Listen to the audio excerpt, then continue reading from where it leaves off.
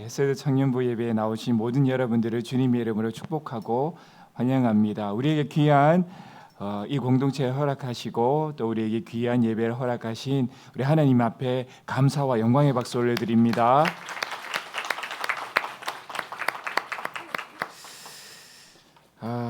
오늘 하나님께서 우리에게 주신 말씀은 민수기 14장 21절에서 24절까지의 말씀입니다. 민수기 14장 21절에서 24절까지의 말씀 한 절씩 교독하겠습니다. 그러나 진실로 내가 살아있는 것과 여호와의 영광이 온 세계에 충만한 것을 두고 맹세하노니 내 영광과 애굽과 광야에서 행한 내 이적을 보고서도 이같이 10번이나 나를 시험하고 내 목소리를 청종하지 아니한 그 사람들은 내가 그들의 조상들에게 맹세한 땅을 결단코 보지 못할 것이요 또 나를 멸시하는 사람은 한 사람도 그것을 보지 못하리라. 그러나 내 종 갈렙은 그 마음이 그들과 달라서 나를 온전히 따랐은즉 그가 갔던 땅으로 내가 그를 인도하여 드리니 그의 자손이 그 땅을 차지하리라. 아멘. 오늘은 민수기 14장 21절에서 24절까지의 말씀을 본문으로 크신 하나님이 일으키는 작은 변화라는 제목으로 함께 말씀의 은혜를 나누고자 합니다. 우리 이번 주 금요일 날 뭐가 있는지 혹시 아시는 분? 예, 더콜 워십이 금요일과 다음 주 주일에 있습니다. 여러분들 우리 청년부로서 우리 다 함께 한 마음으로 참석해 주시고 그 가운데 하나님께 주신 은혜를 기대하면서 참석하시고 또 하나님께 주시는 많은 은혜를 받아 누렸으면 좋겠습니다. 이번 주 월요일부터 우리 다 함께 하나님과 동행하는 삶을 시작하는데요. 월요일 날 화요일 날에는 우리 성경 읽기를 하고 목요일에는 우리 큐티 나눔을 합니다. 여러분들이 큐티 하시고 받은 은혜를 올려주시면 되는데 여러분들 그거 올리는 거에 대해서 또 어떤 분들은 되게 부담스러워 하시더라고요. 무슨 말을 올릴까? 내가 잘하나? 이런 좀 마음에 걱정을 가지신 분이 있는 것 같아요. 그래서 간단하게 제가 좀 폼을 말씀드리자면 예를 들자면 시편 1편을 읽고 여러분들이 시편 1편은 이런 내용입니다 라고 먼저 적어주시고 그리고 나서 오늘 시편 1편을 통해 여러분들이 받은 은혜 혹은 느낀 점을 적어주세요. 그리고 나서 그 느낀 점과 은혜를 토대로 저는 직장이나 가정이나 내 삶 안에서 이러한 삶을 사겠습니다 라고 적용점 하나만 말씀해 주시면 됩니다. 그래서 시편 1편은 이런 내용이고 또 여기에서 저는 이런 은혜를 받았습니다. 그래서 저는 이렇게 살겠습니다 라고 간단히 적어주시면 됩니다. 어디에 올리면 될까요? 네, 저 단톡방에 올려주시면 돼요. 그리고 금요일에는 7시 반부터 10시 반까지 우리 5층 카페에서 우리 큐티 나눔 모임을 모이니까 우리 7시 반에 다 오셔가지고 우리 함께 한 주 동안 살아왔던 삶 또한 큐티를 나누는 복된 시간 되기를 원합니다. 그리고 나서 우리 금요 철학 올라가서 하나님께 뜨겁게 찬양하고 하나님의 말씀을 통하여서 뜨겁게 기도하는 복된 은혜 누리시는 이번 한 주간이 되기를 원합니다.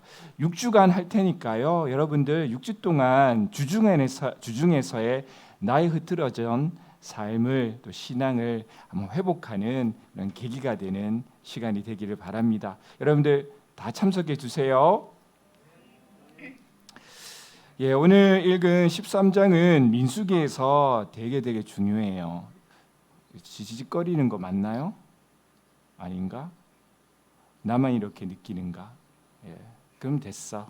나만 느꼈다면 됐어. 왜냐하면 이 출애굽기 여정에서 오늘 분기점이 되는 중요한 사건이 13장에 등장하기 때문입니다. 민수기 10장에서 10장 11절까지 이스라엘은 아직 시내산에 머물러 있어요.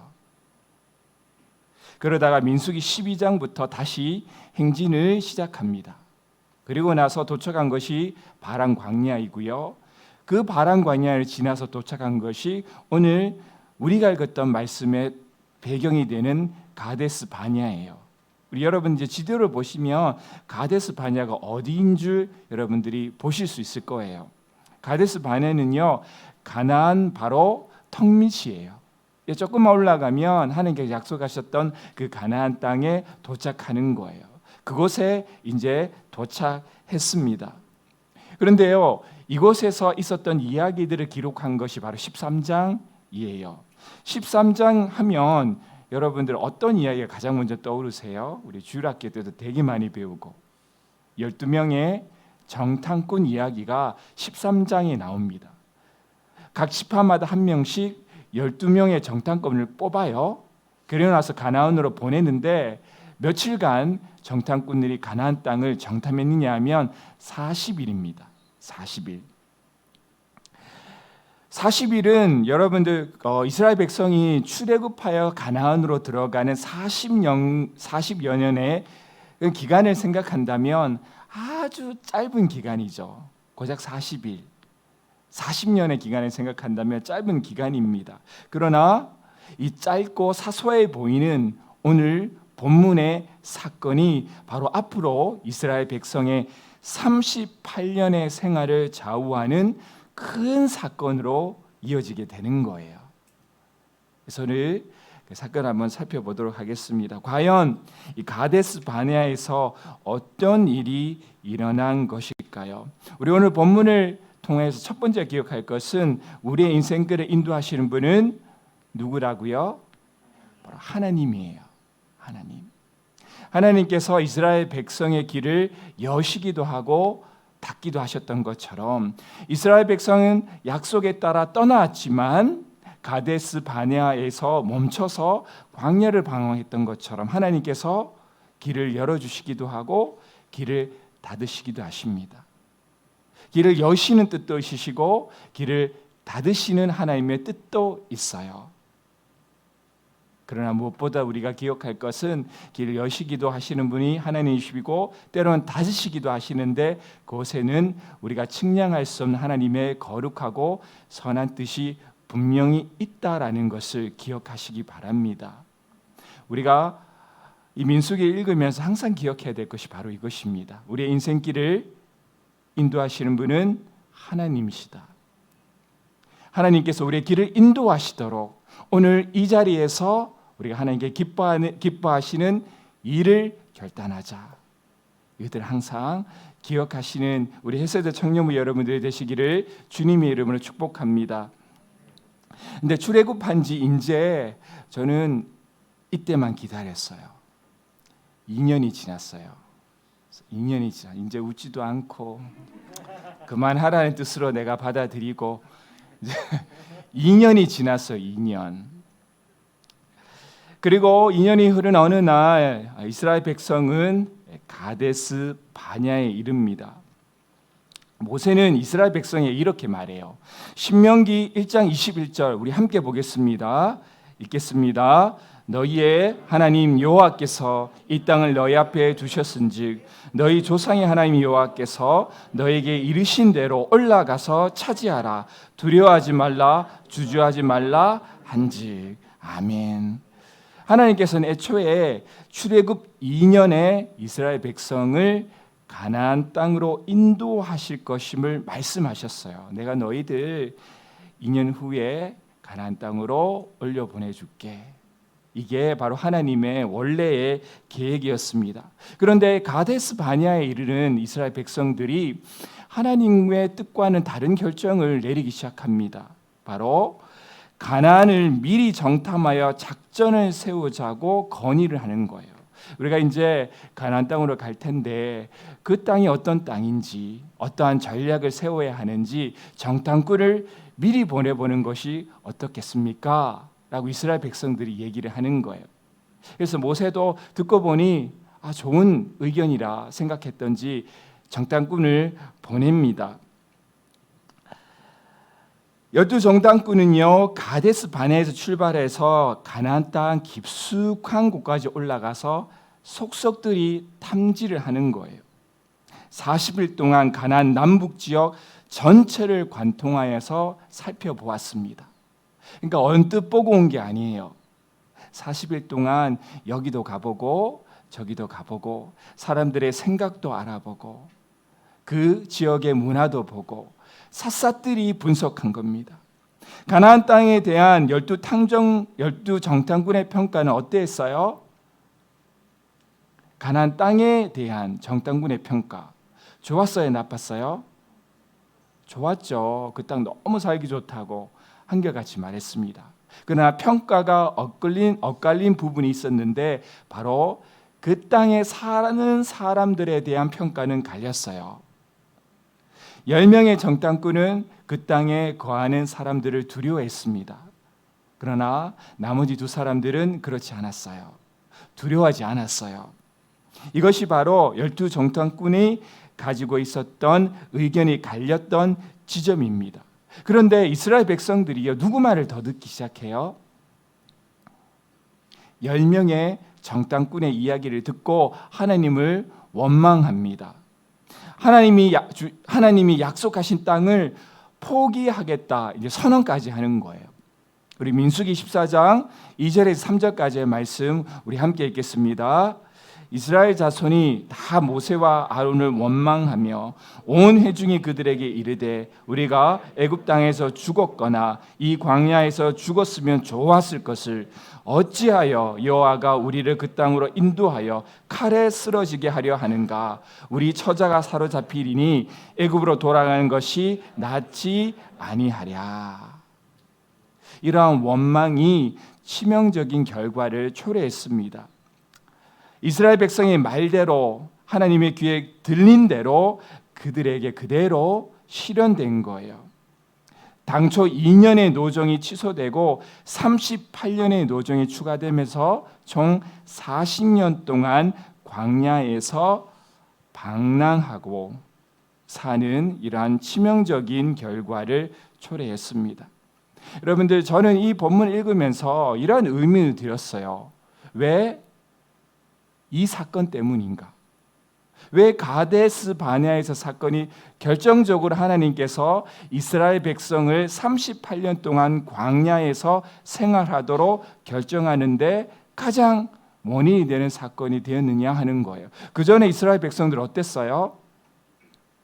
늘 어려움만 당하면 원망하고 불평하고 했던 것이 이스라엘 백성이었습니다. 근데 이때도 하나님께서 너희들 또 힘들구나, 너를 또 원망하구나, 그래 이번 한 번 또 내가 이해해 줄게, 한 번 더 참아 줄게 하고 넘어가셔서 이스라엘 백성들을 원래 약속하신 대로 가나안 땅으로 인도해 주시면 됐는데 이번에는 하나님께서 참지 못하셨어요.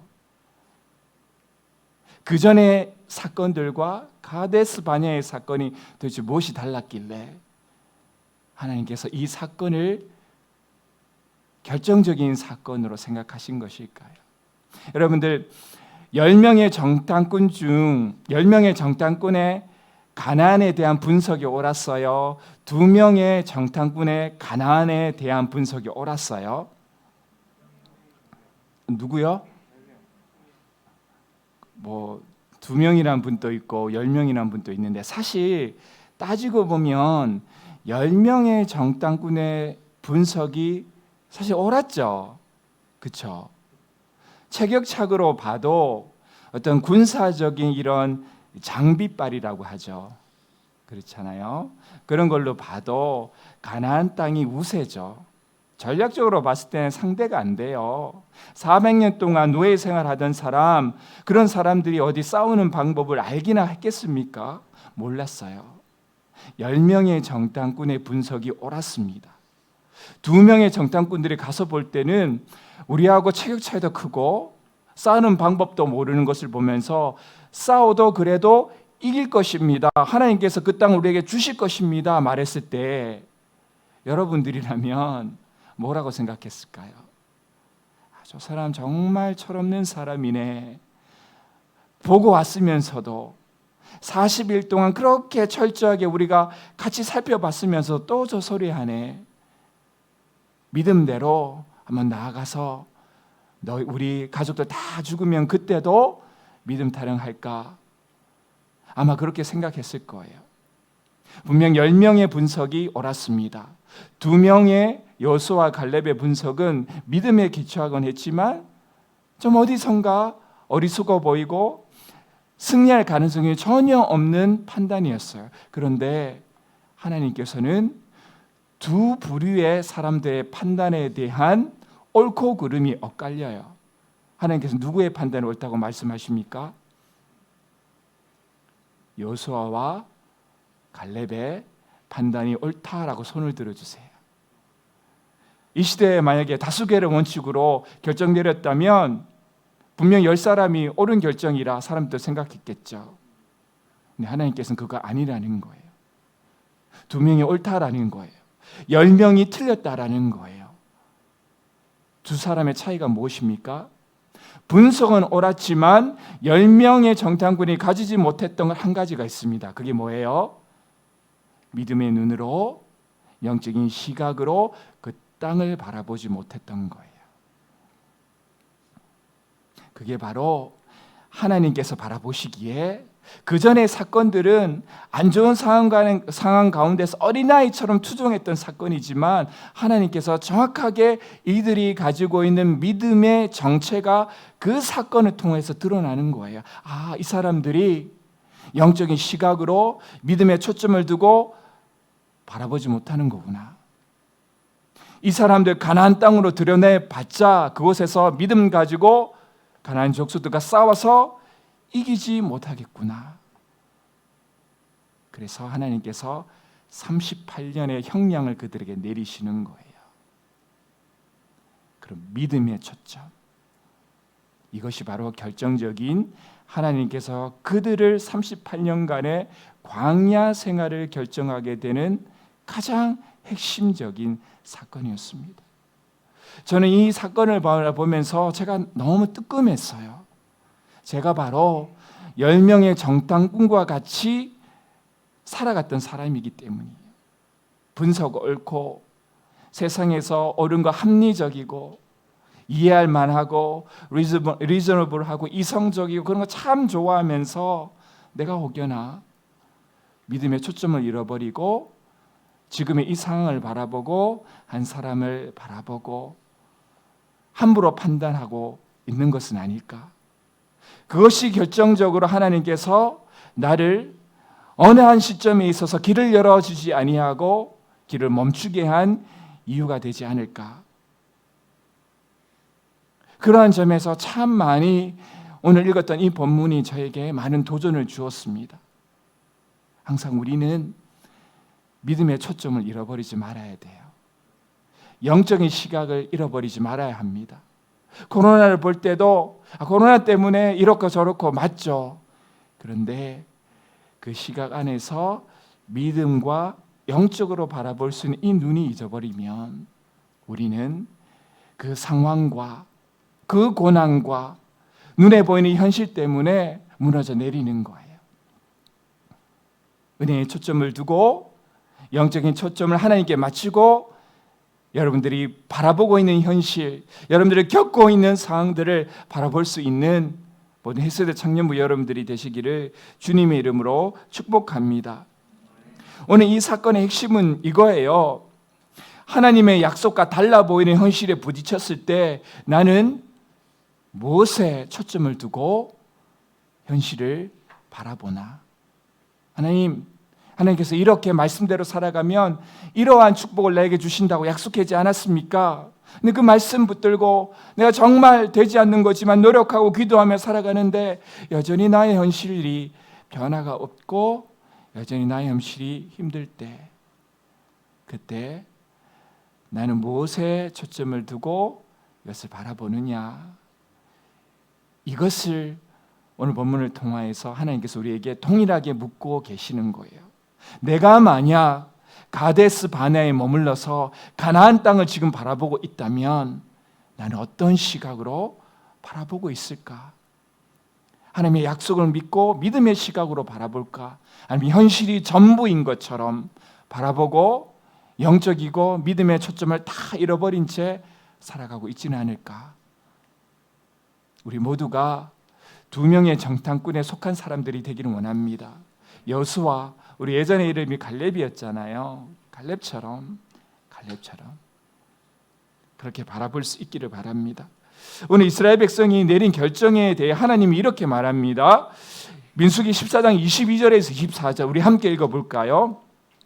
내 영광과 예국과 광야에서 행한 내 이적을 보고서도 이같이 10번이나 날 시험하고 내 목소리를 청종하지 아니한 그 사람들은 내가 그들의 조상의 맹세한 땅을 결단코 보지 못할 것이요 또 나를 멸시하는 사람은 한 사람도 그것을 보지 못하리라. 그러나 내 종 갈렙은 그 마음이 그들과 달라서 나를 온전히 따랐은즉 그가 갔던 땅으로 내가 그들을 인도하여 드리니 그의 자손이 그 땅을 차지하리라. 하나님의 말을 청종하지 못하게 했던 이유가 뭘까? 그래서 오늘 본문 말씀을 통해서 우리 한번 좀 살펴보기로 합니다. 여러분들, 하나님 이스라엘 백성들이 2년 동안 출애굽하에서 2년 동안 정말 하나님의 큰 기적과 같은 은혜를 풍성히 경험해요. 그간에 있었던 하나님을 체험했던 것보다 정말 상상할 수 없을 만큼 하나님의 풍족한 은혜를 경험합니다. 홍해가 갈라졌잖아요. 그잖아요. 그리고 마른 땅으로 걸어갔잖아요. 세상이 예측할 수 없는 방법으로 하나님께서 이스라엘 백성을 인도하셨습니다. 여러분들 수르 광야에서 쓴물을 단물로 바꿔주셨어요. 신 광야에서 하나님은 떡과 만나를 하늘에서 내려주셨습니다. 그래서 그들을 먹이셨어요. 그들은 무엇을 씨를 뿌리고 또한 열심히 수고하고 물을 줘야지만 먹을 수 있었는데 하나님께서 하늘 문을 여셔서 그들을 먹이신 거예요. 생각할 수 없는 방법으로 이스라엘 백성을 먹이셨습니다. 르비님의 말라붙은 땅에서 엄청난 물을 주셨습니다. 또 기브롯 하다아와에서 하나님은 불평하는 이스라엘 백성에게 메추라기를 주셨어요. 이와 같이 하나님께서 이스라엘 백성들을 먹이셨습니다. 그리고 나서 도착한 가네스 방야에서 40일간의 정탐으로 본 가나안 거민에 대해 절망하며 하나님 베푸신 모든 은혜를 잊어버리고 말아요. 40일 만에 2년 동안 그렇게 하나님께서 베풀어 주셨던 기적과 같은 축복과 은혜를 다 잊어버립니다. 한번 저를 한번 있다고 생각해 보세요. 한쪽에는 2년간에 하나님께서 그 백성들을 놀라운 기적과 같은 은혜로 베푸셨던 은혜들이 차곡차곡 쌓여져 있습니다. 다른 한편에는 12명의 정탐꾼들이 40일 동안 가나안 땅을 보고 온 것이 한쪽 저울에 있어요. 달아보자면 어느 쪽이 더 무겁겠어요? 어느 곳에 우리가 무게를 두고 살아가야 될까요? 40일간에 여러분들이 정탐꾼이 본 것일까요? 아니면 2년간에 그들이 여전히 보았고 절망적인 상황이었지만 항상 길을 열어주셨던 하나님의 은혜의 경험에 무게를 두고 판단해야 될까요? 어느 것일까요? 당연히 2년간에 하나님께서 베풀어 주신 은혜에 무게를 두고 지금 비록 그들이 보이는 것들이 정말 맞서 싸울 때 승산이 없는 사람이라도 지금까지 함께 하시던 하나님의 은혜로 동일하게 하나님께서 우리가 함께 하신 자는 그 믿음으로 나아가야 되는 것이 옳잖아요. 그런데 그들은 그렇지 않았습니다. 하나님께서 베푸신 은혜에 비해 지극히 사소한 것에 실족하여 믿음의 길을 포기하는 거예요. 그들에게서는 큰 것일 수 있죠. 그죠? 그러나 하나님께서 그들에게 베푸신 은혜에 비교하면 사소한 것이라 볼 수 있습니다.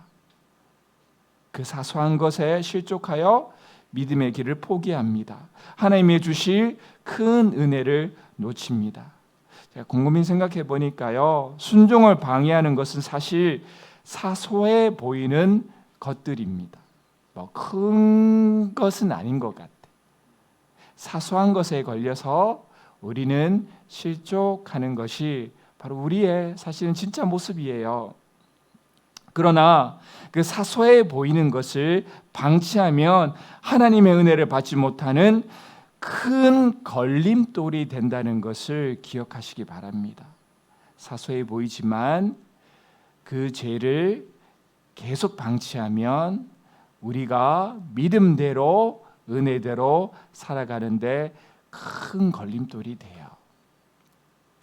여러분 혹시 로버트 멍어가 지은 내 마음 그리스도의 집이라는 책 보신 분 있으세요? 내 마음 그리스도의 집. 많이들 보셨죠?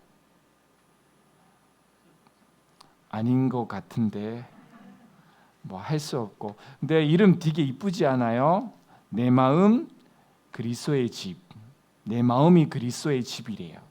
이 책은요, 우리의 마음을 집으로 비유해서 쓴 책이에요. 그래서 여러분들이 책 읽을 때 가장 눈여겨보면서 책을 살까 말까를 결정하는, 읽을까 말까를 결정하는 게 뭐예요?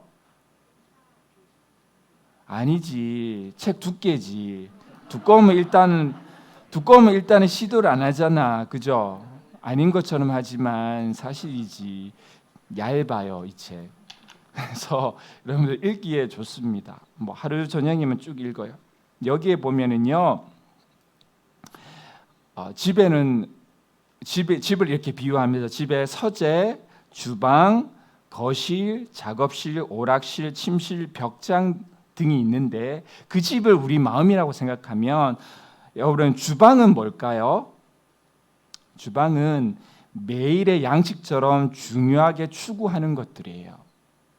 근데 그 하나님께서 매일의 삶 가운데서 중요한 양식으로 추구하는 그 식탁 안에 먹지 말아야 될 음식들을 놓아두고 우리는 그것을 즐긴다는 거예요. 그래서 그거 버리라는 거예요. 거실은 주님과 친밀한 교제와 경건한 시간을 보내는 장소인데 그 시간을 우리는 하나님과 교제하고 경건하게 보내기보다는 경건하지 못한 것, 그리고 하나님과 교제의 시간을 갖지 않는 시간으로 보낸다는 거예요. 작업실은 재능과 은사, 오락실은 혼자서만 간직하고 싶은 친구 관계와 모임, 여가 활동을 뜻합니다. 침실은 이성 친구와 성입니다. 그런데 이 공간마다 하나님이 주인되지 않은 것, 하나님께서 기뻐하지 않는 것들이 놓여 있다라는 거예요. 침실에서 우리가 하나님 이성과 또 내가 사랑하는 사람과 나누어야 될 고귀한 그런 만남을 더럽히고 있는 것들이 참 많이 있다라는 거예요. 이 책은 진정한 순종이란 모든 것이 하나님의 소유임을 고백합니다. 그리고 진정한 순종이란 모든 영역에 걸쳐 일어나야 하며 그렇지 않은 것들은 매일 정리하며 버려야 된다는 거예요. 하나님의 다스림을 받지 않기를 원하는 영역이 없는가? 내 친구와의 영역 속에서 하나님 이건 내 마음대로 할게요. 직장 안에서는 또 돈을 버는 데선 하나님 이거는 좀 내 마음대로 할게요. 내 생각, 내가 즐기는 거는 좀 내 마음대로 할게요. 이것이 각 집으로 비유된 것에서 하나님께서 기뻐하지 않는 것 치워버려라 하는 것이 바로 이 책의 내용입니다. 저는 이 책을 읽으면서 가장 눈길을 끈 게 바로 벽장이에요. 벽장. 서재라든지 주방이라든지 이런 것에 비해서 벽장은 사소해 보이는 거예요. 근데 벽장은 여러 가지 잡동사니를 넣는 공간이잖아요. 근데 벽장에는 온갖 지저분하고 썩고 냄새나는 것들이 가득 쌓여 있어서 다른 사람에게도 보여주지 않을 뿐 아니라 자신도 열어보지 않는 마음의 벽장이라고 해요. 그래서 여기는 내 예전에 받았던 상처들이 들어가 있고 내가 받았던 아픔들이 벽장 안에 다 수서박혀 있는 거예요. 이 아픔과 이 고통은 다른 사람에게 보여주기를 원치 않고 나도 보기를 싫어하여서 벽장에 처박아 놓았던 것입니다. 과거의 죄와 상처로 가득한 숨겨진 마음입니다. 그런데 하나님께서는요, 이거를 하나님의 은혜 가운데 우리가 깨끗하게 비워내기를 원하세요. 그 벽장까지도 하나님께서 통치하는, 주권이 통치하는 그 영역이 되기를 하나님께서는 원하십니다. 이거는 우리가 살아가는데 사실은 되게 사소해 보이는 문제예요. 그러나 주님의 손에 맡겨 깨끗이 치우지 않으면 그것들이 끊임없이 내 삶 속에서 역사합니다. 사소해 보이지만 순종을 막는다면 그것은 더 이상 사소한 것이 아닙니다. 하나님의 은혜를 막는 매우 큰 것이 돼요. 그것을 정리해야 합니다. 여러분들이 한 가지 좀 생각해 볼 거리 하나만 좀 말씀드리기를 원합니다. 혹시 내 삶 중에 사소해 보이지만 은혜를 방해하는 것들이 있습니까? 사소해 보이는데 하나님과 함께하는 시간을 방해하는 것들이 있습니까? 혹시나 그것이 있다면 끊어버리기를 원하십니다. 제가 원하는 것이 아니라 하나님께서 그걸 원하시고 계세요. 그 안에 있던 죄의 영향력이 깨달아지기를 주님의 이름으로 축복합니다. 그것들을 끊어버리세요. 그리고 하나님과 나누는 은혜의 시간들로 그 시간을 채워가시기를 바랍니다. 여러분들 인생 가운데 가장 소중한 것이 무엇이에요? 내 인생 가운데 가장 중요한 것 뭐예요? 우리 수영 형제는 내 인생 가운데 가장 중요한 것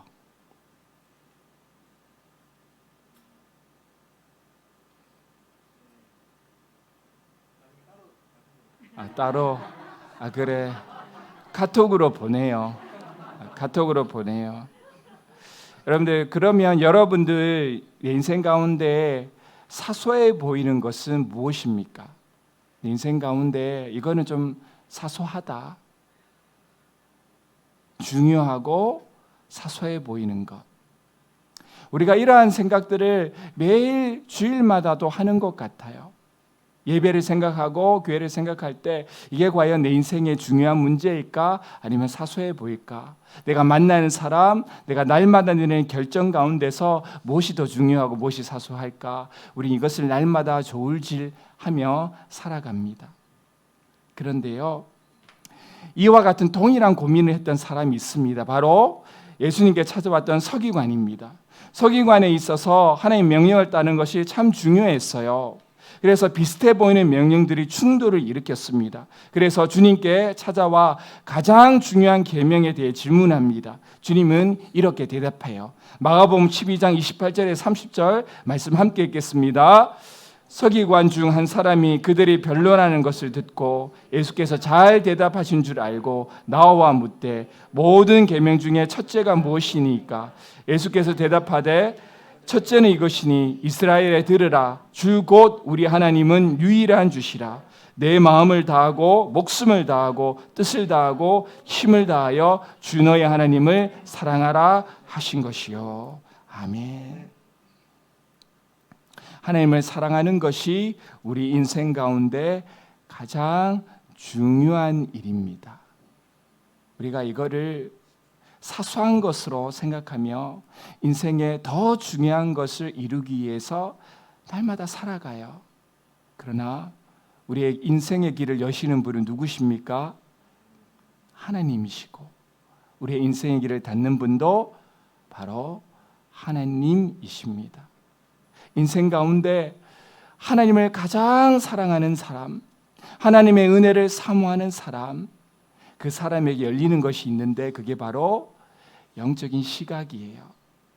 믿음의 시각이에요. 그리고 보아진 것대로 결단하는 믿음의 용기를 하나님께서 부어주십니다.